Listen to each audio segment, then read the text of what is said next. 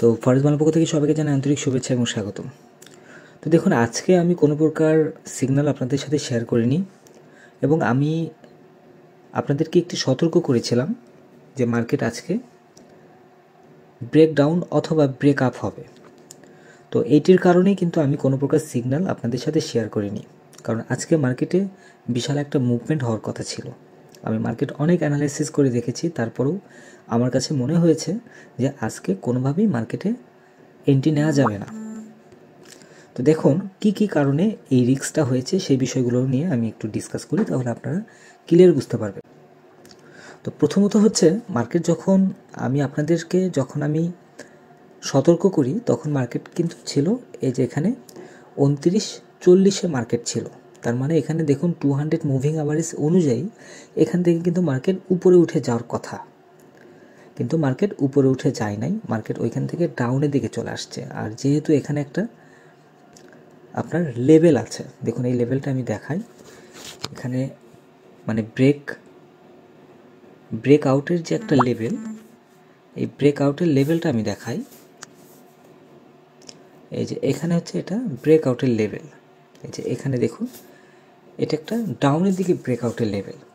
তো এখন দেখুন এখানে এমন একটা পর্যায়ে ছিল মার্কেট যে অনেকে হয়তো মনে করতো যে মার্কেট এখান থেকে ঘুরে হয়তো উপরের দিকে চলে যাবে, কিন্তু মার্কেট এখান থেকে ঘুরে কিন্তু উপরে যায় নাই, এটাকে ভেঙে মার্কেট নিচের দিকে চলে আসছে। আবার এমনও হতে পারতো যদি ব্রেক আপ হতো, ব্রেক ডাউন হয়েছে বাট এটাকে যদি ব্রেক আপ যদি হতো তাহলে এই মার্কেটটা কিন্তু এই যে লেভেলটা আছে গত কয়েকদিন ধরে কিন্তু এর মধ্যেই মার্কেট দেখছি। তো এটা যদি ব্রেক আপ হতো তাহলে এই লেভেলটাকে উপরে যে রেজিস্ট্যান্স আছে এখানে 2956, এই 2956টা পার করে মার্কেট উপরের দিকে চলে যেত। তো দুই দিকেই কিন্তু আজকে বিশাল একটা রিস্কের একটা অবস্থান ছিল।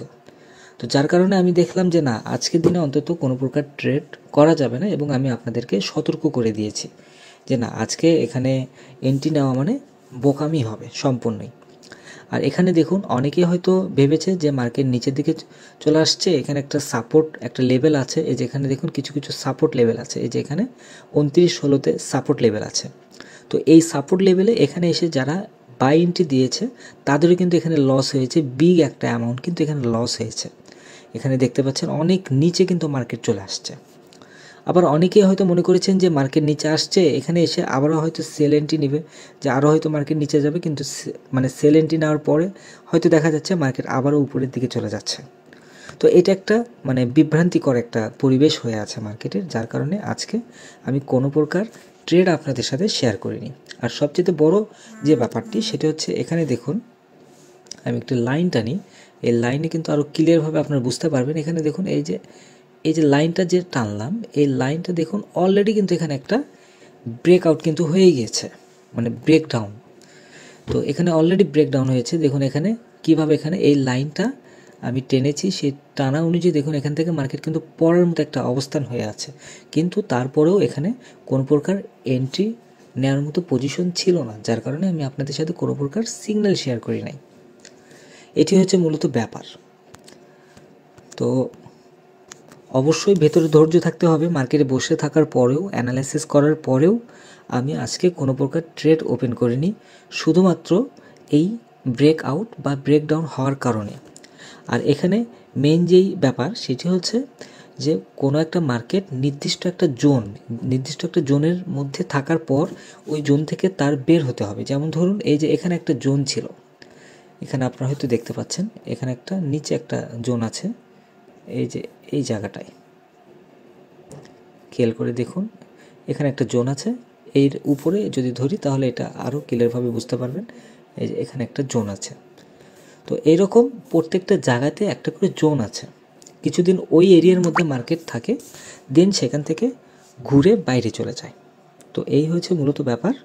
এই জন্য আমি কোনো প্রকার সিগন্যাল আমি আপনাদের সাথে আজকে শেয়ার করিনি। আগামী দিনে আর এখন মানে যেহেতু লন্ডন সেশন পার হয়ে গিয়েছে সেহেতু আরও তো ট্রেডিং করা যাবে না।